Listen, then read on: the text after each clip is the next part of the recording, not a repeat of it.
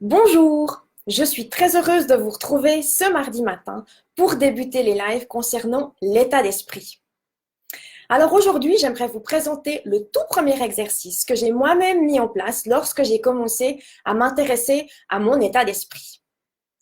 L'exercice, je vais vous le présenter et puis après, je vais vous dire un petit peu ce qui s'est passé pour moi. Donc l'exercice paraît ultra simple au premier abord.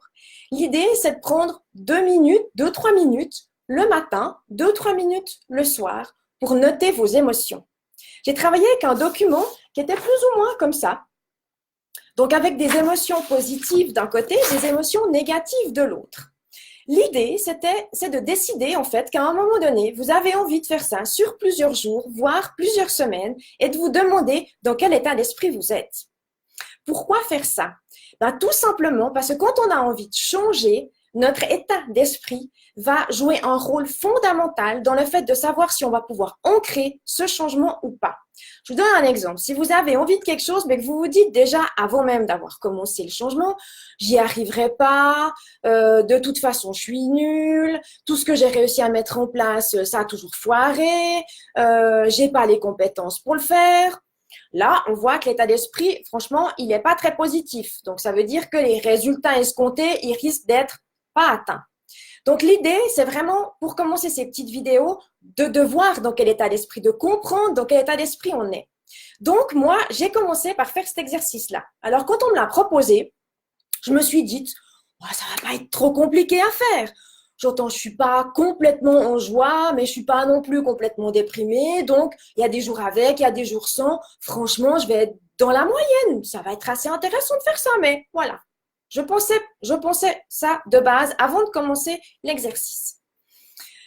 Je me suis donc créé un document. Chaque matin, j'ai commencé à noter mes émotions. À la fin de ma journée, la même chose. Là, je préciserai juste que il n'y a pas de jugement à avoir. Il n'y a pas, vous prenez un temps, vous notez vos émotions, vous passez au soir, vous notez vos émotions et vous passez au lendemain.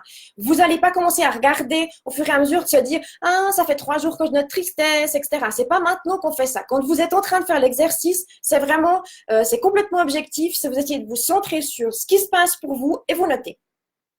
Donc, j'ai fait ça sur, je pense, 3 mois. Chaque matin, chaque soir, consciencieusement, j'ai bien noté mes émotions.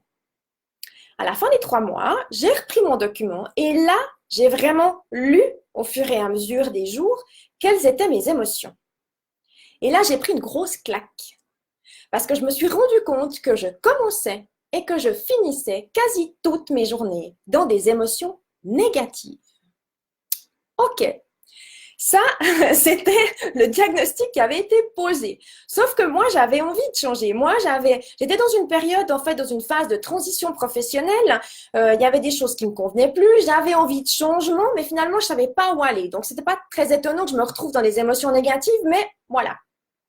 Ça m'a appris en fait que dans un processus de changement, il y a des étapes. La première étape, c'est vraiment celle-ci. La première étape, si je prends un parallèle avec, par exemple, un jardinier qui va cultiver un bout de terrain, c'est de se dire quel sol est-ce qu'on a à disposition. Est-ce que j'ai un bon sol? Est-ce que je dois lui rajouter des nutri-éléments? Est-ce que je dois rajouter des fertilisants? Est-ce que je dois l'arroser? Est-ce que je dois le labourer? Qu'est-ce que je dois faire avec ce sol? Sans cette phase fondamentale qui est de se dire qu'est-ce que j'ai à disposition, le jour où vous plantez vos graines et que vous n'avez pas fait ça, puis que finalement votre sol ne convient pas, il y a fort à parier que vous n'allez jamais récolter les fruits et que vous verrez jamais vos fleurs qui vont sortir de terre. Donc l'idée avec cet exercice qui a l'air assez simple est que finalement vous regardiez vraiment dans quel état d'esprit vous êtes. Moi, ça m'a permis de faire plusieurs choses. Ça m'a permis déjà de me poser.